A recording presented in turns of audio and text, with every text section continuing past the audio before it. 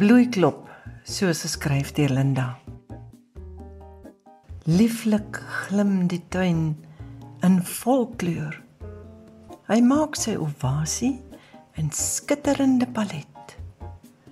Sagte malva lekker bloeisels dans liggies in die wind. Oral hoor jy die gesange van voeltjies wat jubelend juig.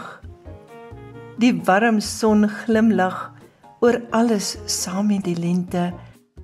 Wyd oop blomme in kleure en variasies skud hande met mekaar. Hier en daar vlieg 'n vlinder, soek die grootste blom om op te rus.